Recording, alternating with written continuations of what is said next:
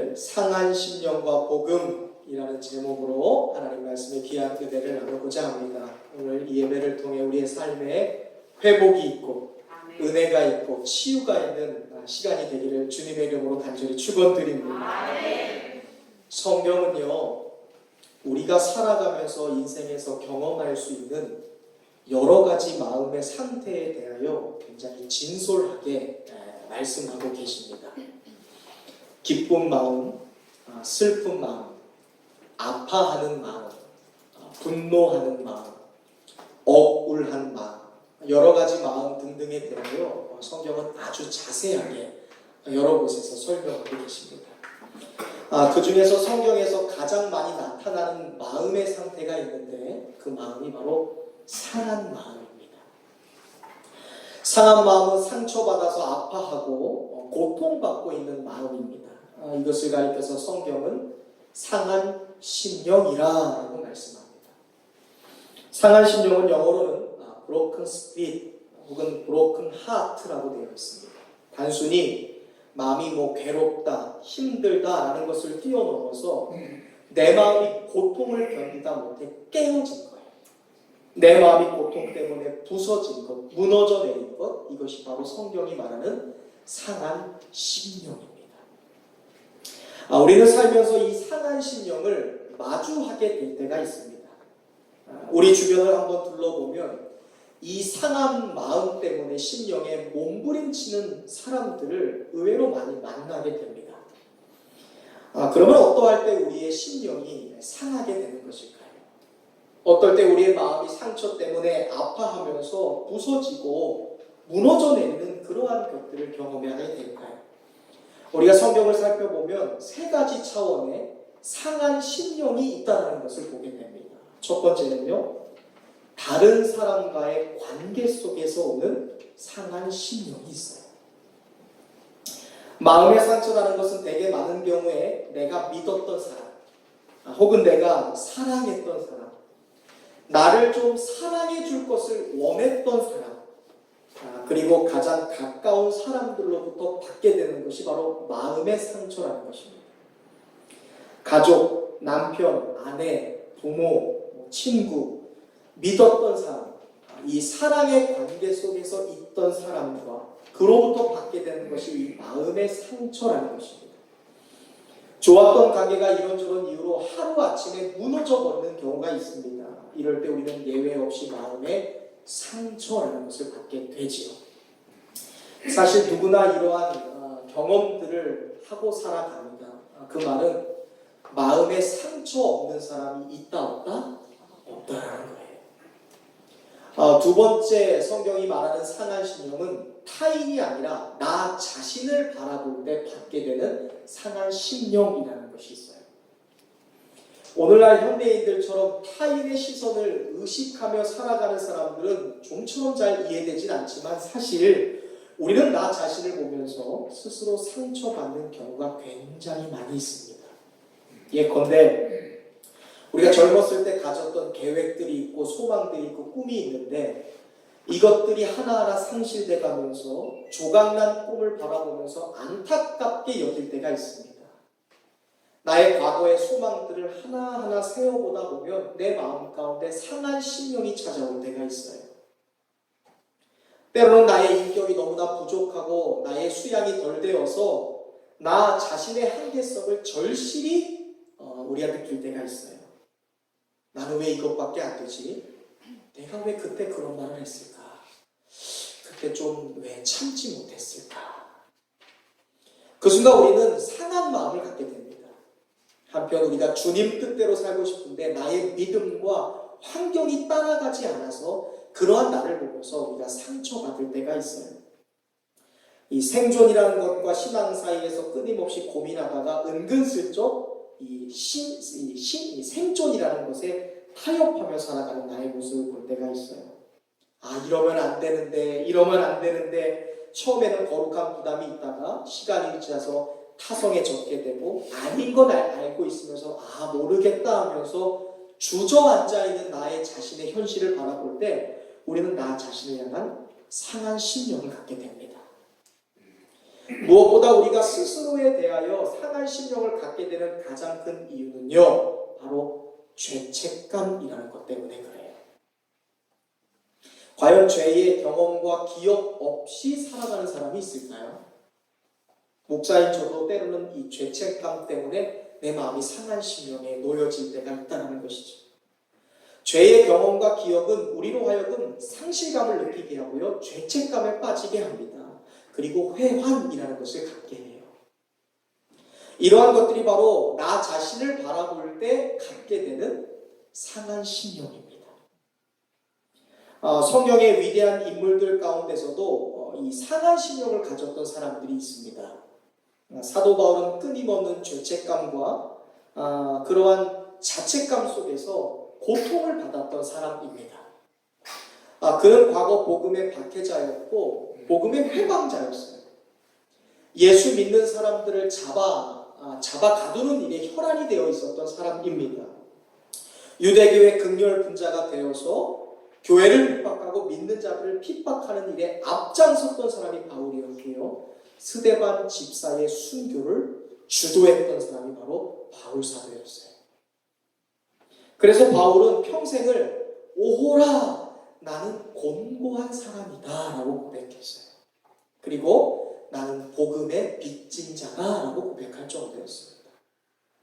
하나님의 사람이었던 이사야 선지자도 평생을 이 자기 번민, 그러니까 이 자기 상처에 빠져서 살았던 사람이라는 거 여러분 알고 계세요?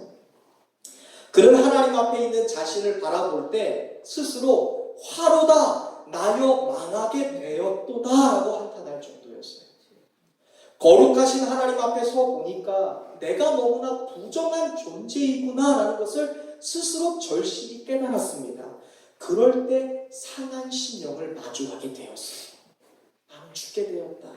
하나님 앞에 서 보니까 내가 얼마나 부정한 존재인지를 스스로 깨닫게 되었습니다. 베드로도 그랬지요. 선생님, 나는 절대로 선생님 배신하지 않아요. 주님, 절대로 주님 떠나지 않겠습니다 라고 얘기했는데 주님이 잡히시던 날 밤에 주님을 몇 번이나 부인해요? 3번이나 철저히 저주하면서 예수를 부인했습니다. 그 후에 베드로가 심히 통곡했다. 상한 심령을 얻게 되었다라고 성경은 말씀해요. 대사사로 알려진 삼손도요, 술 취함과 호색으로 인해 무너져버리는 삶을 바라보면서 상한 심령을 느꼈습니다.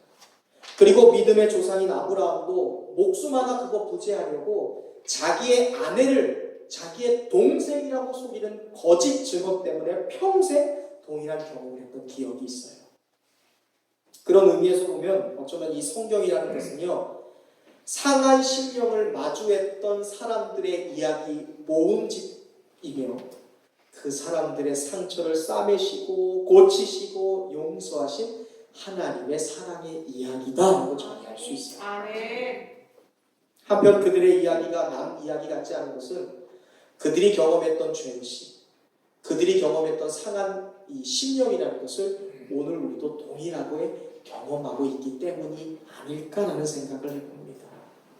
우리도 바울처럼 이사야처럼 그리고 베드로와 아브라함처럼 끊임없이 연약하고 나약한 나 자신을 바라보며 실망할 때가 있고요, 아파하는 상한 심령을 느낄 때가 있다는 거예요. 그런데 여러분, 오늘 우리에게 그러한 심령을 가진 우리에게 참 위로가 되는 것이 있어요. 베드로처럼 이사야처럼 가슴 아파하고 탄식하지만 그럼에도 우리에게 용기가 되는 것이 있습니다. 그것은 성경이 완벽한 사람들을 우리의 인생의 롤모델로 제시하지 않는다는 거예요. 성경은 하나님이 사용한 사람은 완벽한 사람이 아니라 때로는 실수투성이고 우리처럼 이 상한 심령을 마주하고 있는 영혼들이었다라고 말씀하고 있어요.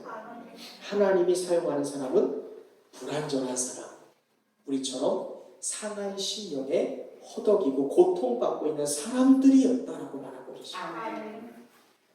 이것이 바로 그들과 공통된 심정을 갖고 있는 우리에게 힘과 용기가 되는 말씀인 줄로 믿습니다. 우리가 너무나 사랑하는 다윗도요, 사실은 상한 심령의 소유자였어요. 다윗을 떠올려 보면 그가 그렇게 완벽하지 않다라는 건 여러분 잘 아실 거예요. 하나님의 마음에 합한 사람이라는 닉네임이 있었어요. 최고의 예배자라는 타이틀도 있었죠. 그리고 그는 성군이라고 불려졌던 사람이었습니다. 그런데 그도 결코 완벽하지 않았어요. 오늘 본문은 그러한 다윗이 썼던 것으로 알려진 시편입니다. 이 시편 51편은요, 시편 중 최고의 참회시라고 알려져 있는 성경입니다. 과연 이 시가 어떠한 맥락에서 나왔는지 성경은 자세하게 친절하게 51편 머리글에 표제에 기록되어 있습니다. 이렇게 되어 있습니다. 다윗이 밧세바와 동침한 후에 선지자 나단이 그에게 왔을 때라는 표제를 거기에 기록해 보았어요. 그런데 이 표제에 기록했다고 해서 이것이 그 당시에 그것 때문에 지어진 시라고 단정하기에는 사실 적절하지 않습니다. 성경의 말머리에 이 머리글에 표제가 기록된 것은요, 이런 의미를 갖고 있어요. 이 시를 읽는 독자들이, 이 말씀을 대하는 성도들이 그때의 다윗이 되어서 이 시를 한번 읽어보십시오. 아멘. 이렇게 죄를 지은 것은 다윗뿐만이 아니라 사실 저와 여러분이기도 합니다. 그 사실을 아파하면서 다윗의 마음으로 이 성경을 읽어보십시오라는 교훈이 그 표제에 내표되어 있어요. 아멘. 다윗은 과거 자신이 지은 죄 때문에 평생을 참회하면서 살았던 사람이에요. 그는 자신을 바라보면 바라볼수록 하나님 앞에서 자신을 느끼면 느낄수록 상한 심령을 마주했던 사람입니다. 여러분 한번 질문해 보고 싶어요. 다윗을 떠올릴 때 그에게 실수했던 장면이 있다면 여러분 무엇이 떠오르시나요? 뭐 인구 개수했던 것? 뭐가 있으세요? 아마 여러분 앞서서 얘기한 것처럼 자신의 충직이었던 부하였던 우리아의 아내였던 밧세바와 정을 통한 일이라는 생각이 여러분 드실 거예요. 그 결과 다윗은요, 충직한 부하인 우리아를 잃어버렸어요. 그리고 밧세바 사이에서 낳았던 불의의 씨였던 아들을 잃어야만 했으며, 그 사건에 의한 징계, 하나님의 징계였던 3일 동안의 온역으로 이스라엘 백성 7만 명을 잃어버려야만 했습니다.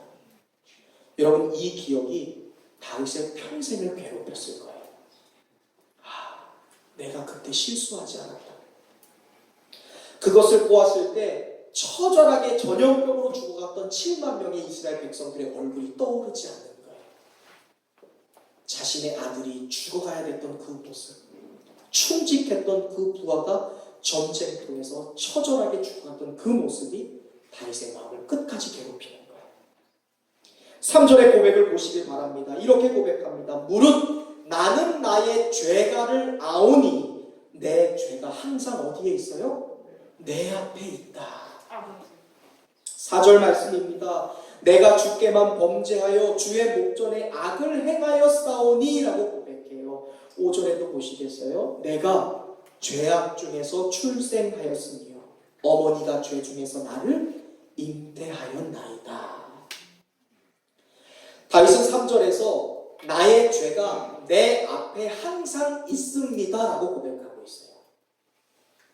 내 앞에 있다라는 말은요, 히브리어로 이 네게드라는 단어입니다. 이 말은요, 마주하고 있다, 맞서고 있다라는 거예요. 다윗을 괴롭혔던 죄가 다윗 앞에 항상 맞서 있다라는 거예요. 나를 실수하게 하고 나를 범죄하게 하는 그 죄가 내 앞에 마주하고 있다. 우리는 이 고백을 통해 다윗이 얼마나 죄의 존재에 맞서 있었는지를 처절하게 고백하고 있는 그 다윗의 모습을 보게 됩니다. 얼마나 죄의 유혹이 강했었는지. 4절에서 다윗은 이런 고백을 하죠. 그것이 사람이든 아니면 스스로이든 자신이 누군가에게 지은 모든 죄는 결국 하나님께 지은 죄입니다라고 고백해요. 내가 가난한 사람들을, 만약 내가 학대했던 일이 있다면 그 사람들을 만드신 하나님께 지은 죄였습니다라고 고백해요. 죄의 문제로 인해 얼마나 고통당하고 있는 다윗의 모습을 우리가 보게 되는 것입니다. 5절에서 나는 죄 가운데 출생했습니다. 그리고 죄 속에서 여전히 살아가고 있습니다. 이스라엘이 사랑하는 성군인데 하나님이 기뻐하시는 마음에 합한 자인데 끊임없이 죄의 모습에 고통당하고 있는, 그리하여 상한 마음을 갖게 된 다윗의 심정을 우리는 보게 되는 것이죠. 그런데 여러분, 다윗이 정말 위대한 것이 어떤 것인 줄 아세요? 다윗은 이 상한 심령 또한 하나님의 영광을 드러내기 위한 것이다 라고 우리에게 고백하고 있다는 거예요. 내가 경험하는 아픈 마음이 있어요. 나 자신을 바라볼 때 느끼는 실망감이 있습니다. 상한 마음이 있어요. 이것이 하나님의 영광을 드러내기 위한 도구다라고 고백하고 있어요. 다윗은 17절에서 하나님은 바로 우리의 이러한 상한 마음, 상처난 마음, 쓰러진 마음, 무너져 내린 그 마음을 기쁘게 받으신다라고 고백하고 있습니다. 아멘. 우리 17절 말씀 함께 고백하겠습니다. 함께 읽어보겠습니다. 다윗이 어떻게 고백하고 있는지. 17절입니다. 함께 읽어보겠습니다. 시작. 하나님께서 구하시는 제사는 상한 심령이라 하나님이여 상하고 통해하는 마음을 주께서 멀리하지 아니하시리라. 아멘. 다윗은 고백해요. 하나님이 우리의 상한 심령을 받아주신대요. 아멘. 우리의 상처를 용서하시고 감싸주신대요. 아멘. 남모를 나의 마음의 아픔과 고통을요 하나님이 어루만져 주신다고 말씀합니다. 아멘. 그리고 우리에게 새로운 삶을 열어주신다 고백하고 있어요. 아멘. 지금 다윗은 하나님의 은혜를 노래하고 있습니다. 마찬가지로 바울 사도도 다윗처럼 자신의 상한 심령을 받아주시고 용서하시고 변화시켜 주시고 그것을 어루만져 주시는 하나님의 은혜를 경험했습니다. 그리고 로마서 5장 20절에 이러한 고백을 남겼어요. 자기가 얼마나 죄악 가운데 살아가고 있는 존재인지를 알았거든요. 근데 바울이 이런 고백을 합니다. 죄가 더한 곳에 은혜가 더욱 넘쳤나니. 아멘. 자기의 죄가 깊으면 깊을수록, 자기의 연약함이 드러나면 드러날수록, 자기의 상처가 깊으면 깊을수록 하나님의 은혜는 더욱 컸습니다. 아멘. 은혜를 노래하고 있습니다. 물이 바다를 덮는 것처럼 하나님의 사랑과 한없이 크신 은혜가 우리를 덮되 우리의 온전하고 깨끗하고 아름다운 모습뿐만이 아니라 우리의 상처나고 깨어지고 무너진 우리의 상한 심령을 덮어주고 계신다라고 말씀하고 있습니다. 아멘. 세 번째, 성경이 말하는 상한 심령은요, 좀 다른 차원에 대한 심령입니다. 우리 함께 같이 읽어볼까요? 시작. 사랑하기 때문에 아파하는 상한 심령. 성경은 우리가 경험할 수 있는 상한 심령에 대하여 세 가지를 말씀해요. 첫 번째, 다른 사람과의 인간관계 속에서 경험하게 되는 상한 심령. 그리고 나의 연약함과 나를 바라볼 때 실망스러운 그 모습을 바라보면서 스스로 얻게 되는 상한 심령. 그리고 사랑하기 때문에 아파하는 심령이 있다고 말씀해요. 아파하면서도 사랑하기 때문에 포기하지 못하는, 놓지 못하는 마음이 있습니다. 성경은 이것을 가리켜 상한 심령이다라고 말해요. 여러분, 하갈 잘 아시죠? 하갈이 아브라함의 집에서 쫓겨난 뒤에 그 길로 광야 길로 나가게 됩니다. 그리고 그 광야 사막에서 물 한 모금 얻을 수 없는 곳에서 사랑하는 아들이 죽어가는 모습을 바라볼 수밖에 없었어요. 그때 그 마음을 하갈이 호소하기 시작했습니다. 정말 아들은 죽어가고 있는데 그 사랑을 포기할 수 없는 어머니의 마음이 있습니다. 죽어가는 자녀를 바라볼 때 놓지 못하는 어머니의 마음이 있어요. 재산보다 아들을 사랑했던 한 아버지가 있었어요. 그 아버지는 아들 탕자를 조건 없이 사랑했습니다. 그런데 탕자가 아버지로부터 원했던 것은 오로지 돈이었어요. 아버지의 재산입니다.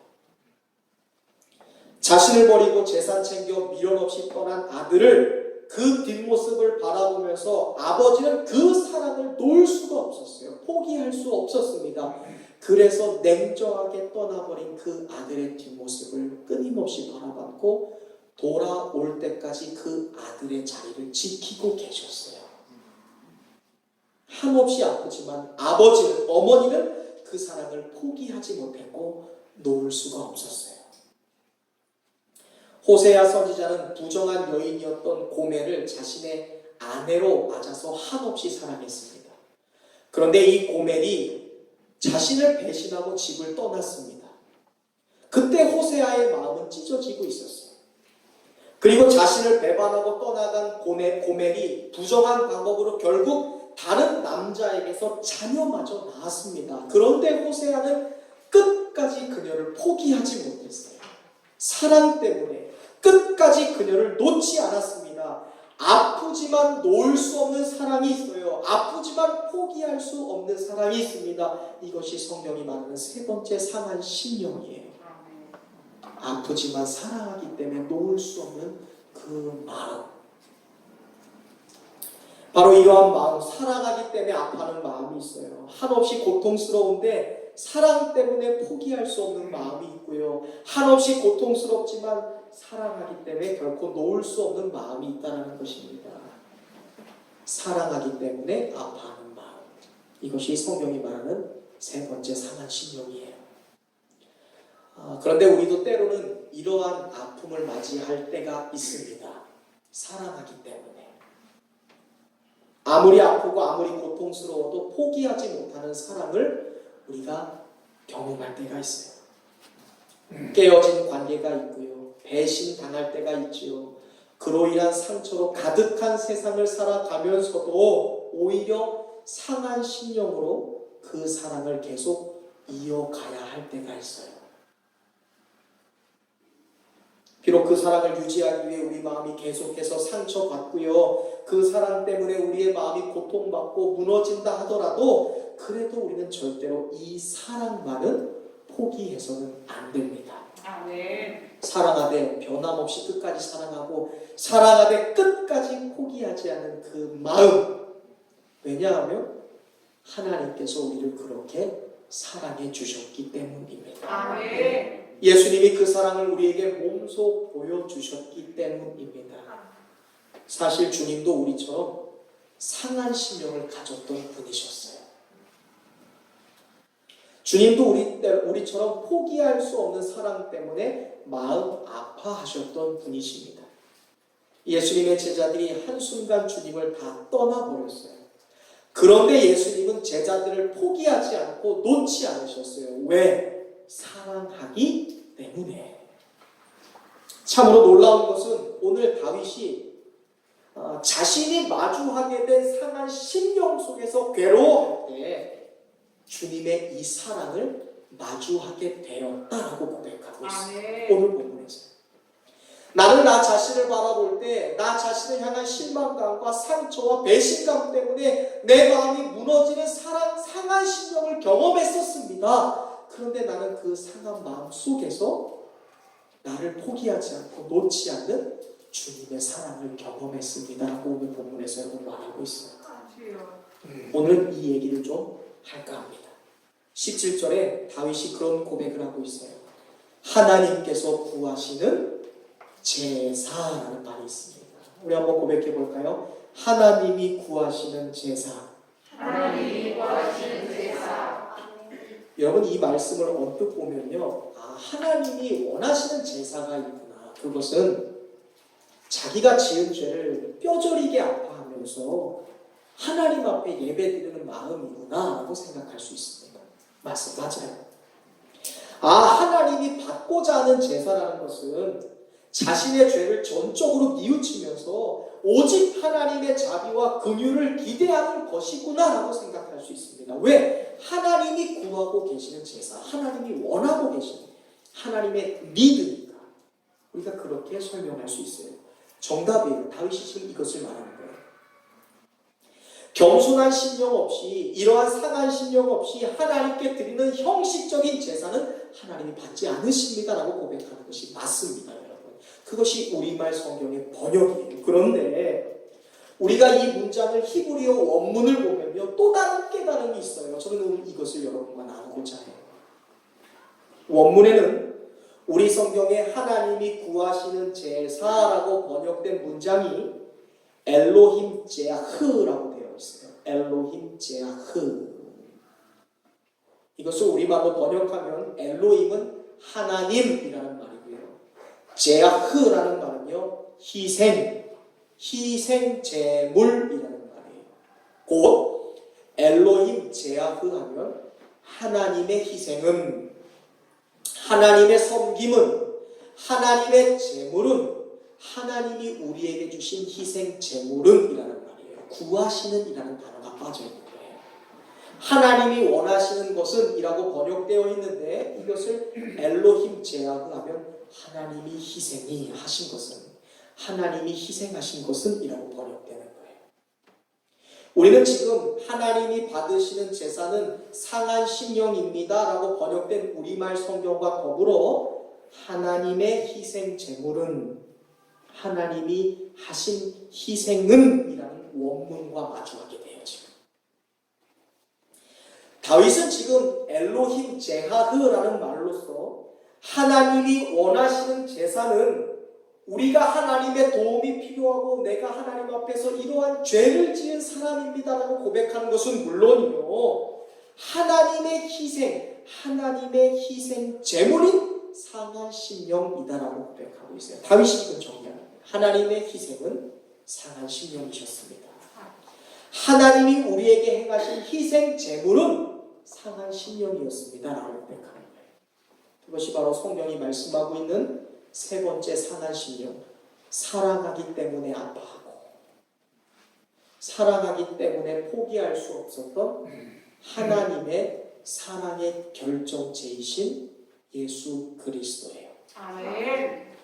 하나님의 희생 제물은 상한 심령이신 예수님이십니다라고 다윗이 고백하고 있는 거예요. 아멘. 아무리 아프고 고통스러워도 포기하지 않은 하나님의 사랑이 있다는 것을 다윗이 상한 심령 속에서 느낀 거예요. 아멘. 내가 너무 고통스러워서 내 밑바닥을 치고 너무 고통스러워서 가슴을 치고 탈환하는 그 순간 다윗이 발견한 게 있어요. 나는 나의 상처 때문에 고민했고 나의 마음의 상함 때문에 눈물 짓고 있었는데 그 사랑 속에서 아무리 아파도 아무리 고통스러워도 자신을 포기하지 않은 하나님의 사랑을 발견하게 되었어요. 그것이 다윗이 고백한 엘로힘 제하흐, 하나님의 희생은 나를 향한 상한 심령 예수 그리스도이십니다. 아멘. 복음을 노래하고 있습니다. 사랑하되 변함없는 하나님의 사랑에 희생이 있다라는 거예요. 사랑하되 자신을 끝까지 포기하지 않는 하나님의 제물이 있었습니다. 그것이 바로 다윗이 고백하는 엘로힘 제하흐, 하나님의 희생이신 예수 그리스도이십니다. 아멘. 나를 향해 마음 아파하신 하나님의 결정체가 예수님이었다는 거예요. 아멘.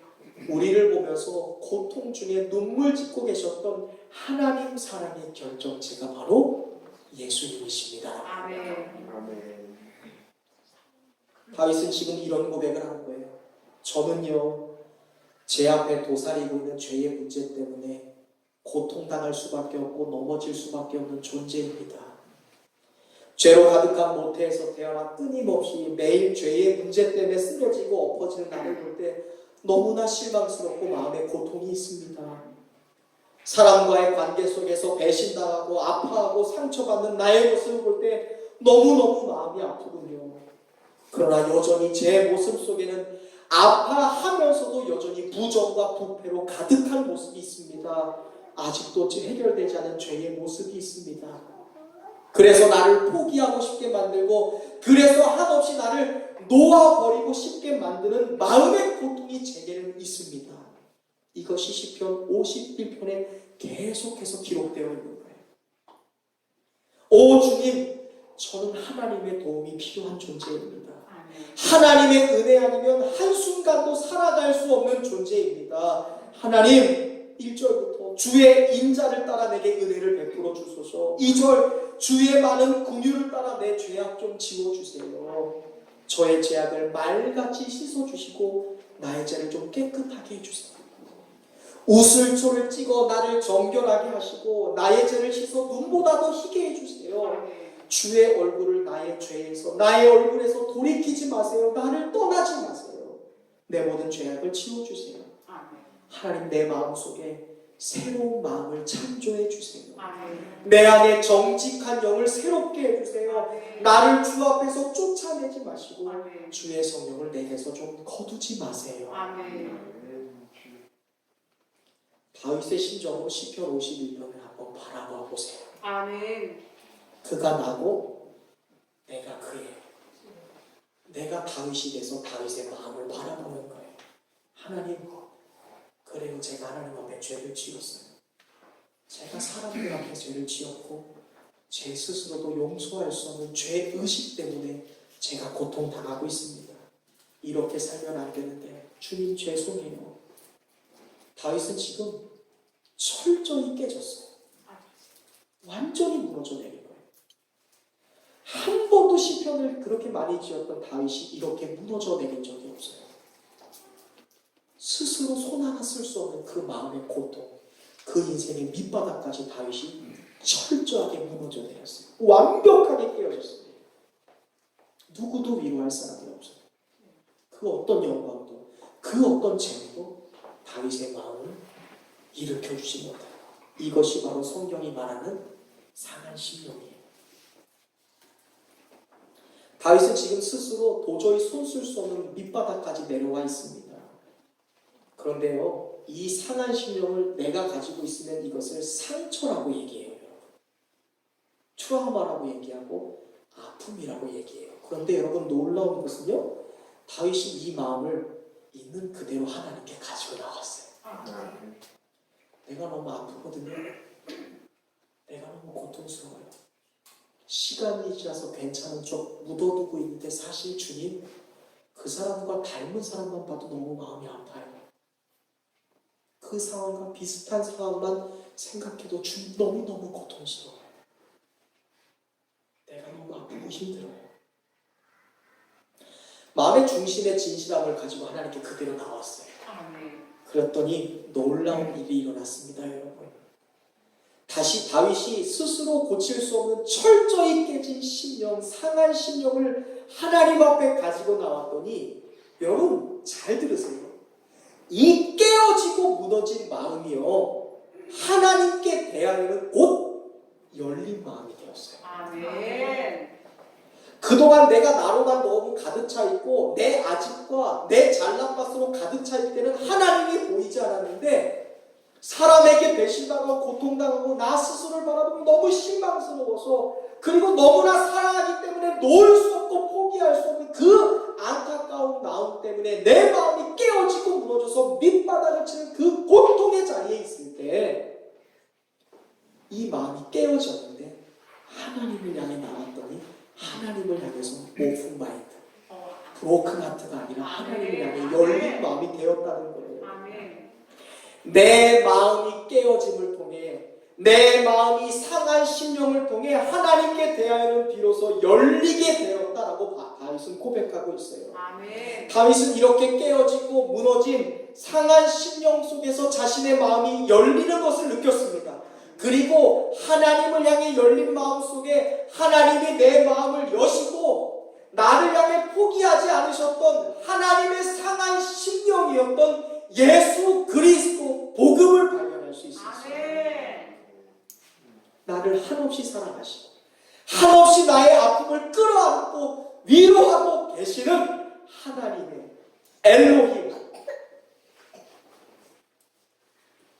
하나님의 끊임없는 희생제물 예수 그리스도, 나를 향한 하나님, 사랑에서 포기하지 않고 사랑에서 나를 놓지 않는 하나님 사랑의 결정체인, 하나님의 상한 심령의 완성체인 예수 그리스도를 발견하게 되었습니다. 아멘.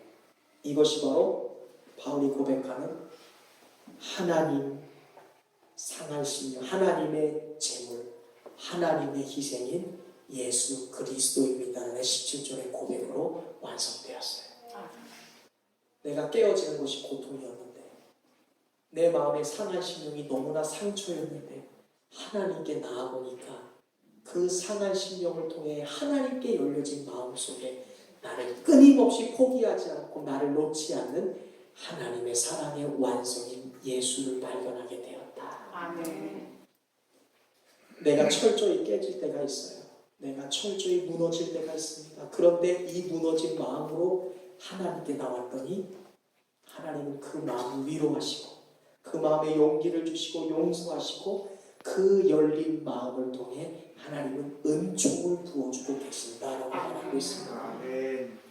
사랑하는 성도 여러분, 그렇기 때문에 오늘 우리가 경험하게 되는 상한 마음이 있고 우리가 경험하게 되는 아픔이 있을 때 그 깨어지고 아픈 마음은 하나님의 은총이신 예수 그리스도께서 우리에게 들어오시는 은총의 통로가 되는 거예요. 아멘. 나 스스로 그 마음의 상처를 갖고 있으면 아픔이고 고통이지만 하나님께 나오면 예수가 들어오시는 은총의 통로가 된다. 아멘. 다윗은 지금 이것을 경험했어요. 인생의 가장 밑바닥에서.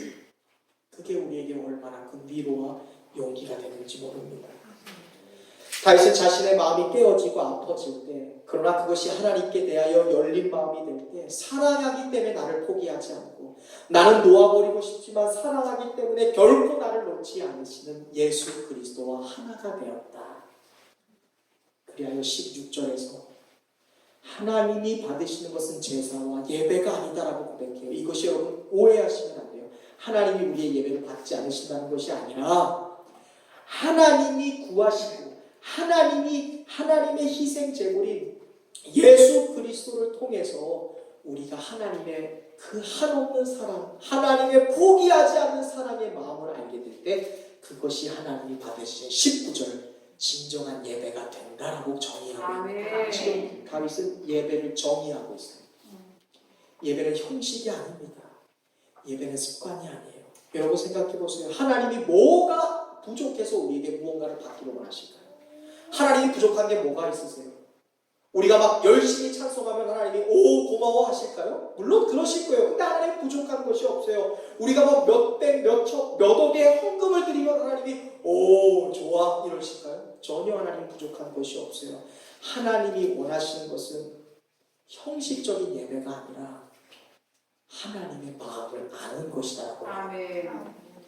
부모가 자녀에게 감동될 때는요, 날 한 날 정해서 선물 사주고 좋은 음식 사주고 좋은 용돈, 많은 용돈 주는 것이 부모가 원하는 것이 아니에요. 부모가 진정으로 원하는 것은 아버지의 어머니의 마음을 진정으로 알아줄 때 부모는 감동하는 것이죠. 아멘.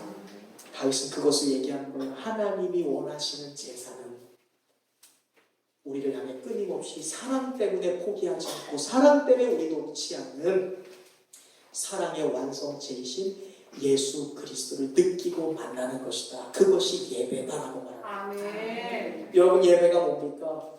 사랑이신 하나님을 만나는 것이죠. 아멘. 하나님의 사랑을 예배를 통해 깨닫는 것입니다. 하나님 사랑의 완성체이신 예수 그리스도를 내가 만나는 것이 예배예요. 아멘. 그것이 바로 하나님이 기뻐하시고 원하시는 예배이다라고 다윗은 예배를 정의하는 자리까지 나아가요.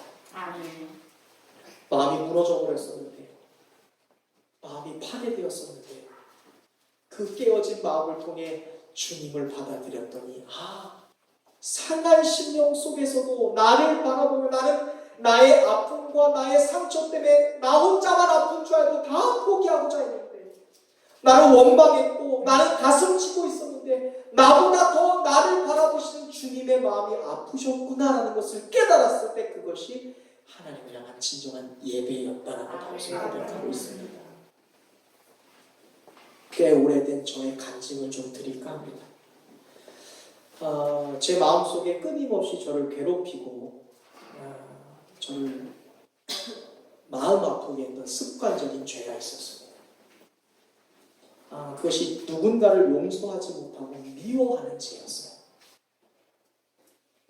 도저히 끊으려고 해도 끊어지지 않는 죄.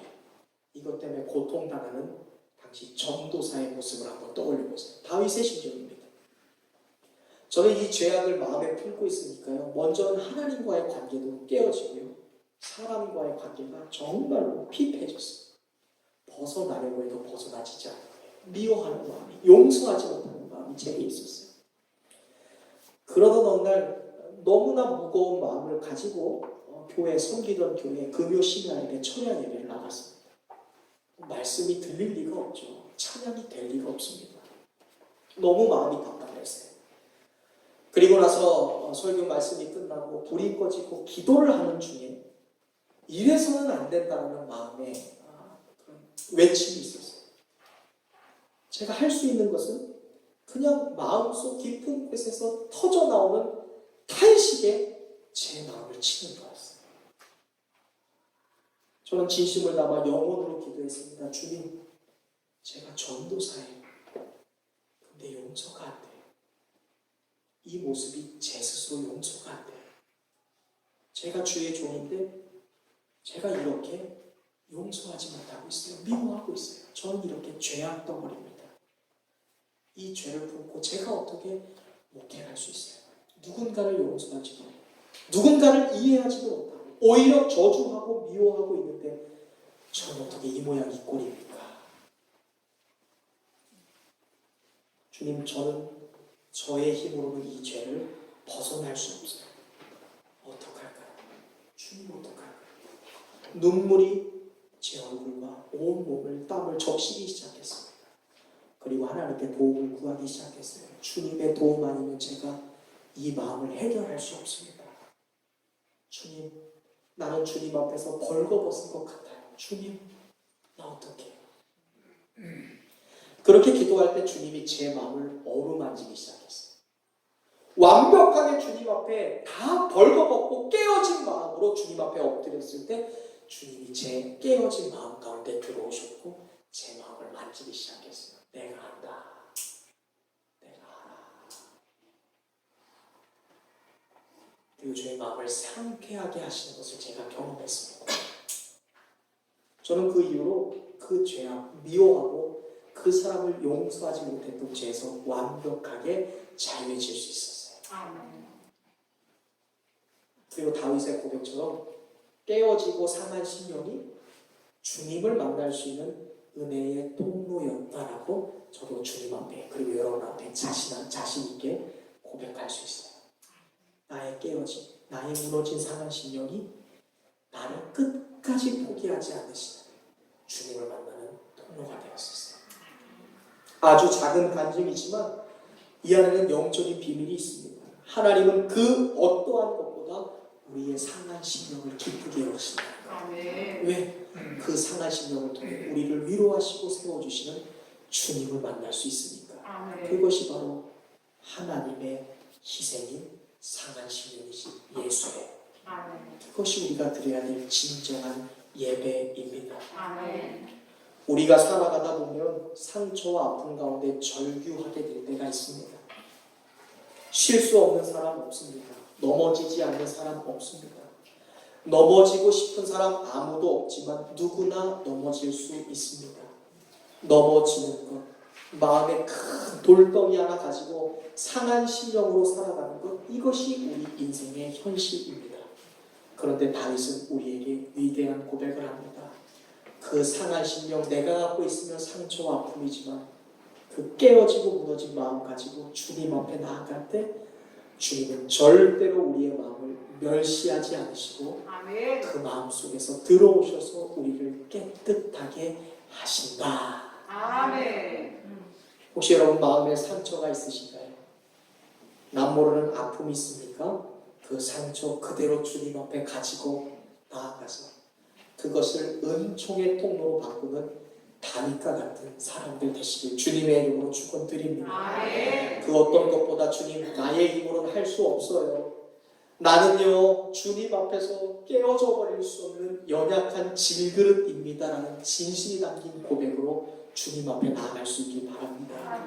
그때 포기하지 않는 하나님의 사랑이신 그리스도를 진심으로 만나게 될 줄로 믿습니다.